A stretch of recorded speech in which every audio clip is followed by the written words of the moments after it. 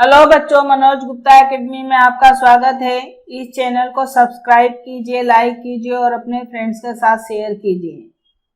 बच्चों, आज हम इतिहास पाठ 5 मानव की उन्नति ये पाठ के बारे में पढ़ने वाले हैं। पिछले पाठ में हमने देखा कि एक बंदर से विकसित होते होते आदि मानव की उत्पत्ति हुई और इसके बाद के चरण में आदि मानव अपने हाथों का उपयोग करके औजारों का निर्माण करना शुरू किया। देखो बच्चों, यहाँ चित्र दिया गया है। एक बंदर से कैसे कैसे मानव का विकास होता गया। कुशल मानव से लेकर आधुनिक मानव तक। कुशल मानव से तात्पर्य वह मानव जो अपने हाथों का कुशलता से उपयोग करता था। इस मानव के अस्तित्व का प्रमाण सबसे पहले अफ्रीका महाद्वीप के तंजानिया और केन्या देशों के परिसर में पाया गया। देखो बच्चों, यहाँ पे दिया गया अफ्रीका महाद्वीप, इसमें तंजानिया और केन्या, इस जगह पे कुशल मानव के अवशेष पाए गए हैं। इस मानव की खोज लुई लिक्की नामक वैज्ञानिक ने की। इस मानव के अवशेषों के साथ उसके बनाए हुए कुछ औजार पाए गए, इसलिए उन्हें होमो हेबिलिस नाम दिया गया। लैटिन भाषा में होमो शब्द का अर्थ मानव है। हेबिलिस का अर्थ हाथों का कुशलता पूर्वक उपयोग करने वाला होता है। कुशल मानव 2 पैरों पर खड़ा होकर चल सकता था, लेकिन उसकी पीठ की रीढ़ की हड्डी पूरी तरह से तनी हुई नहीं थी, उसमें थोड़ा सा टेढ़ापन होता था। इस मानव का मस्तिष्क एक बंदर की तुलना में अधिक बड़ा होता था। एक बंदर जो था उसका मस्तिष्क छोटा होता था, लेकिन ये जो कुशल मानव, उसका मस्तिष्क थोड़ा बड़ा होता था। परंतु उसके चेहरे और हाथ पांव की विशेषताएं अंशतः एक बंदर की तरह थी। देखने में उसके हाथ पैर एक बंदर के जैसे दिखते थे। देखो बच्चों, यहाँ पे चित्र दिया गया है, कुशल मानव का चित्र दिया गया है और कुशल मानव द्वारा बनाए गए हथियारों में तोड़ू औजार को यहाँ पर दिया गया है। इसके द्वारा वो अपने शिकार को कोई भी शिकार को खुरच कर खाते थे। कुशल मानव के बनाए हुए औजार बड़े प्राणियों के शिकार करने की दृष्टि से उपयुक्त नहीं थे। जो ये औजार बनाए थे उससे बड़े प्राणियों का शिकार वे नहीं कर सकते थे। मांस खुरचने, हड्डी के भीतर की मज्जा प्राप्त करने, हड्डी को तोड़ने जैसे कामों के लिए उन औजारों का उपयोग हो सकता था। इससे यह अनुमान लगाया जाता है कि कुशल मानव अन्य प्राणियों के द्वारा किए गए शिकार का बचा खुचा मांस खाया करता होगा। देखो बच्चों, ये चित्र दिया गया है। शेर ने शिकार करके छोड़ दिया है। इसके बाद जो मानव थे इसको लेके जाते थे, उसका मांस जो खुरच कर खाते थे। वो खुद शिकार नहीं कर पाते थे, लेकिन शिकार किया हुआ मांस है उसको खुरच कर खाते थे। कुशल मानव छोटे प्राणियों का शिकार करता होगा। इसी भांति खाने के लिए पक्षियों के अंडे, फल, कंदमूल भी इकट्ठा करता होगा। देखो बच्चों, कंदमूल का चित्र दिया गया है। कंदमूल उसे कहते हैं जो जमीन के अंदर से निकाला जाते हैं, जैसे रतालू हो गया, कंदमूल हो गया, रामफल हो गया, ये सब क्या है? कंदमूल है। सीधी रीढ़ वाला मानव। सीधी रीढ़ वाला मानव यह मानव के विकासवाद का एक महत्वपूर्ण चरण है। इरेक्ट्स का मतलब होता है सीधा तन के खड़ा रहने वाला मानव, अतः इस मानव को होमो इरेक्टस नाम दिया गया है।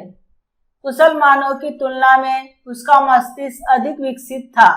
उसका जो मस्तिष्क, जो दिमाग होता है वो अधिक विकसित था और वह समूह में रहता था, एक नहीं रहता था, वो कई लोगों के साथ मिलकर रहता था। जंगल में लगने वाली आग को देखकर मानव अग्नि से परिचित हो चुका था। देखो बच्चों, ऊपर जंगल में लगने वाली आग को उसने देखा। पेड़ों की जलती टहनियां लाकर अग्नि का उपयोग करने की तकनीक से सीधी रीढ़ वाला मानव अवगत हुआ था। उसके कालखंड में पृथ्वी का विशाल प्रदेश हिममय था। देखो यहाँ पे चित्र दिया गया है, चारों तरफ हिममय का मतलब होता है चारों तरफ बर्फ ही बर्फ। फलस्वरूप जलवायु अतिशीत, यानी वहां की जलवायु ठंडी थी, लेकिन उनको अग्नि का उपयोग करने आ गया था, जिसके कारण उनका अस्तित्व वहां पर बना रहना संभव हुआ, ठंड से सुरक्षित हुआ। फिर भी अग्नि उत्पन्न करने की तकनीक को वह आत्मसात नहीं कर पाया। उसको अग्नि कैसे उत्पन्न करना है तो वो नहीं सीख पाया। आत्मसात करना मतलब वो सीख नहीं पाया। इस मानव का औजार भी पहले वाले औजारों की तुलना में और अधिक उन्नत यानी विकसित थे और आकारबद्ध थे। वह हथ कुल्हाड़ी जैसे औजार बनाता था। अफ्रीका, एशिया और यूरोप महाद्वीप में सीधी रीढ़ वाले मानव के अवशेष और उनके साथ उसके द्वारा बनाए गए औजार पाए गए हैं। देखो बच्चों, यहाँ चित्र दिया गया है सीधी रीढ़ वाला मानव का चित्र, और उसने कैसे जो चित्र औजार बनाए हैं। देखो यहाँ पर हथकुल्हाड़ी दिया गया है, तो हथकुल्हाड़ी द्वारा वो जानवरों का शिकार करता। शक्तिमान मानव, मानव के विकास का अगला चरण शक्तिमान मानव का था। इसका शरीर बलिष्ठ यानी बलवान था। इस मानव के अवशेष सबसे पहले जर्मनी देश के नियंत्रणस्थल में पाए गए। देखो बच्चों, ये जर्मनी है, यहाँ के नियंत्रणस्थल में ये पाए गए, इसलिए इनको नियंत्रणस्थल मैन कहा जाता है। उसका मस्तिष्क सीधी रीढ़ वाले मानव की तुलना में अधिक विकसित था। शक्तिमान मानव मुख्यतः गुफाओं में निवास करता था।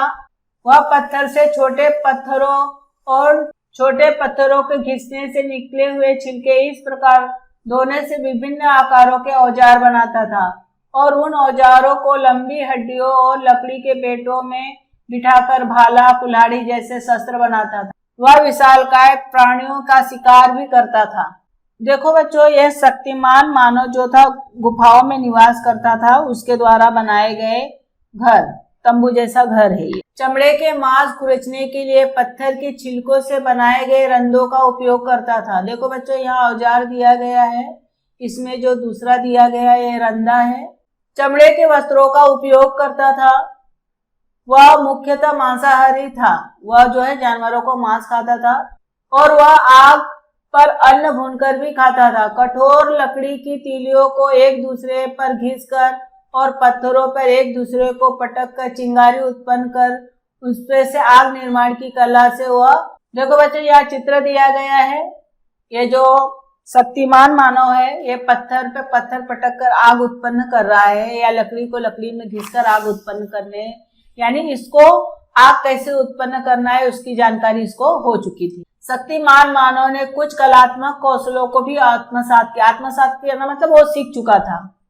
कुछ वैज्ञानिकों का ऐसा मत था, कुछ चलताऊ ध्वनियां बोलकर संवाद भी करता था, यानी कुछ छोटा छोटा ऐसा शब्द निकाल के, ध्वनि निकाल के वो बात भी करता था। फिर भी मन के भावों के शब्दों द्वारा व्यक्त की जाने वाली विकसित भाषा व्यवस्था उस शक्तिमान मानव के पास थी अथवा नहीं, यह निश्चित रूप से नहीं कहा जा सकता। यानी उसकी भाषा विकसित थी कि नहीं थी, यह बराबर से नहीं कहा जा सकता है। उसके समूह का कोई व्यक्ति मर जाता तो उसे दफन करते समय शक्तिमान मानव मृत व्यक्ति के साथ औजार, प्राणियों की सींगे जैसी वस्तुएं गाड़ देता था। इसी भांति मृत व्यक्ति, जो मरा हुआ व्यक्ति रहता था, उसके शरीर पे लाल रंग की मिट्टी मलता था। इससे दिखाई देता है कि शक्तिमान मानव के कालखंड में मृत व्यक्ति को दफन करने के संबंध में कुछ नियम बनाए गए थे। समय के साथ शक्तिमान मानव के कुछ समूहों ने अफ्रीका से निकलकर यूरोप और एशिया महाद्वीपों स्थलांतर किया, मतलब वहां पर गए, यानी अफ्रीका से निकलकर यूरोप और एशिया महाद्वीप में गए। स्वाभाविक रूप से उन्हें भिन्न वातावरण का सामना करना पड़ा, यानी यहाँ का जलवायु और वातावरण अलग था, एशिया महाद्वीप और यूरोप का वातावरण अलग था, तो उससे समन्वय करना इनके लिए कठिन था। उन्हें जीवन जीने और भोजन प्राप्त करने की नई प्रणालियां आत्मसात करनी पड़ी। उनको सीखनी पड़ी कैसे जीवन जिया जाए, कैसे भोजन प्राप्त किया जाए, क्योंकि यहाँ का सब चीज रहन सहन वातावरण अलग था। फलस्वरूप उनके कालखंड में जीवन यापन के लिए आवश्यक औजारों की पद्धतियों में सुधार हुआ, परंतु यह सुधार हजारों वर्षों का कालखंड बीत गया। यानी ये जो औजारों में सुधार हुआ, लेकिन सुधार होने में हजारों साल लग गए। शक्तिमान मानव की अपेक्षा अधिक उन्नत मानव को बुद्धिमान मानव के रूप में जाना जाता है। आगे चलकर हम इस बुद्धिमान मानव का परिचय प्राप्त करेंगे। शक्तिमान मानव और बुद्धिमान मानव कुछ समय तक यूरोप में साथ साथ निवास करते थे। ऐसा माना जाता है कि बुद्धिमान मानव के साथ चलने वाला उसका संघर्ष पर्यावरण के साथ जो परिवर्तन हुआ, वो परिवर्तन के साथ वो समायोजन नहीं कर पाए, जैसे कारणों के कारण शक्तिमान मानव का अस्तित्व जो है खत्म हो गया, यानी वो धीरे धीरे खत्म हो गए। लगभग 30,000 वर्ष पूर्व शक्तिमान मानव जो है नष्ट हो गया। ऐसा कर्ब 14 पद्धति के आधार पे माना जाता है। बच्चों, कर्ब 14 कार्बन का एक रूप है जिससे वैज्ञानिक उनकी मृत्यु का समय बता सकते हैं। बुद्धिमान मानव, इसके पूर्व भी किसी भी मानव की तुलना में इस मानव में विचार करने की क्षमता अधिक थी, अतः इस मानव को बुद्धिमान मानव कहा जाता है क्योंकि इसमें विचार करने की क्षमता थी। इसी को होमो सेम्पियन भी कहा जाता है। सेम्पियन का अर्थ होता है बुद्धिमान। यूरोप में इसे क्रोमनान नाम से जाना जाता है। बुद्धिमान मानव का अवशेष अफ्रीका, एशिया और यूरोप महाद्वीप में पाया गया है। देखो बच्चों, यहाँ चित्र दिया गया है, एशिया, अफ्रीका और यूरोप महाद्वीप, यहाँ पर क्रोमनान मानव पाए गए या बुद्धिमान मानव पाए गए। यह मानव अपने कार्य को आवश्यकता अनुसार विविध प्रकार के औजारों और शस्त्रों का निर्माण करता था। इसके लिए वह पत्थर की छोटी परतें काटकर हड्डी और लकड़ी के खांचे में बिठाता था।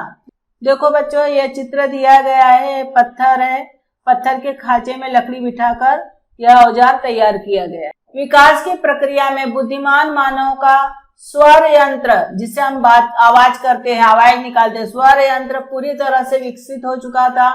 ध्वनि की बारीकियों के साथ विभिन्न उच्चारण किए जा सके, इसके लिए स्वर यंत्र उपयुक्त बन गया था। उसके जबड़े और मुंह के भीतर अन्य मांसपेशियों की संरचना भी विकसित हो चुकी थी। इसी भांति उसकी जीभ भी लचीली हो चुकी थी। फलस्वरूप विभिन्न ध्वनियों का उच्चारण करके स्वर को आवश्यकता अनुसार वह मोड़ सकता था। वह दिखाई देने वाले वस्तुओं के लिए किए गए आकलन और मन के भावों को कल्पना शक्ति के आधार पर शब्दों के रूप दे सकता था और उन शब्दों का उच्चारण भी कर सकता था। इसका मतलब यह हुआ कि उसके पास विकसित भाषा पद्धति थी। वह प्रत्यक्ष निरीक्षण और कल्पना शक्ति द्वारा चित्र बनाने लगा, कलात्मक वस्तुओं का निर्माण करने लगा। अतः इसे बुद्धिमान मानव अथवा विचार करने वाला मानव नाम दिया गया। देखो बच्चों, यहाँ गुफा चित्र दिया गया है और यह भी गुफा चित्र है, तीनों गुफा चित्र है जो बुद्धिमान मानव द्वारा बनाया गया। उसकी कल्पना शक्ति और आकलन शक्ति बहुत ही तेज थी। उन्नत बुद्धिमान मानव और संस्कृति। उन्नत बुद्धिमान मानव, बुद्धिमान मानव की वैचारिक क्षमता अधिक उन्नत यानी अधिक विकसित हुई, उसे उन्नत बुद्धिमान मानव का नाम प्राप्त हुआ। उसी को होमो सेम्पियन कहा जाता है। उसके मस्तिष्क की क्षमता और साथ साथ उसकी आकलन क्षमता में निरंतर विकास होता गया। उन्नत बुद्धिमान मानव का अर्थ है आधुनिक मानव, अर्थात हम जो आज का मानव है। मनुष्य का रंग, रूप, स्वास्थ्य विषयक विशेषताएं आदि घटक उसके पूर्वजों के साथ मिलते थे। इन घटकों को अनुवांशिकता कहते हैं। अनुवांशिकता का अध्ययन करने वाले विज्ञान को उत्पत्ति विज्ञान कहा जाता है। उत्पत्ति विज्ञान के वैज्ञानिक अनुसंधान यानी खोज के आधार पर आधुनिक मानव में शक्तिमान मानव के कुछ अंश होने की बात पाई गई है। इसके आधार पर यह कहा जाता है कि शक्तिमान मानव और बुद्धिमान मानव ये दोनों भी आधुनिक मानव के पूर्वज थे। ईसा पूर्व लगभग 11,000 से ईसा पूर्व 10,000 की कालावधि में आधुनिक मानव ने पशुपालन और खेती तकनीक विकसित की। शक्तिमान मानव और बुद्धिमान मानव दोनों ये जो मानव थे वो आधुनिक मानव के पूर्वज कहलाते थे। और ईसा पूर्व 11,000 से लेकर ईसा पूर्व 10,000 की कालावधि जो ये समय था, इसमें आधुनिक मानव जो है पशुपालन यानी जो जानवरों को पालना और खेती करना ये तकनीक उन्होंने विकसित की, सीखी, खेती करने लगे। उसके बाद विकसित हुई वैचारिक क्षमता के फलस्वरूप तकनीकी विज्ञान में सुधार होने की जो गति थी वो धीरे धीरे बढ़ती गई। उनका जीवन अधिक स्थिर होने लगा, यानी वो एक जगह इधर उधर घूमते थे वो खत्म करके वो एक जगह पर रहने लगे। खेती करने के कारण वो अपना निवास बनाने लगे और खेती करके एक जगह रहने लगे। खेती में विभिन्न प्रकार का अनाज का उत्पादन होने लगा। अंत में उन्होंने वसा युक्त पदार्थों का समावेश हुआ। उनके जो भोजन था, भोजन में वसा युक्त यानी तेल, घी, इसका उपयोग होने लगा। उसके अलावा कार्बनिक पदार्थों में भी वृद्धि हुई। उनके भोजन में जो कार्बनिक पदार्थ जैसे गेहूं, चावल, कार्बनिक पदार्थ है, आलू, शक्कर, इसका भी उपयोग किया जाने लगा। देखो बच्चों, ये चित्र दिया गया है उन्नत बुद्धिमान मानव की। इनको खेती करना ये सीख चुके थे, पशुपालन करते थे, इस तरह से वो अपना जीवन यापन करते थे। जीवन प्रणाली और भोजन पद्धति में आए इन परिवर्तनों के कारण धीरे धीरे उनकी पहली बलिष्ठ शारीरिक रचना में परिवर्तन हुआ।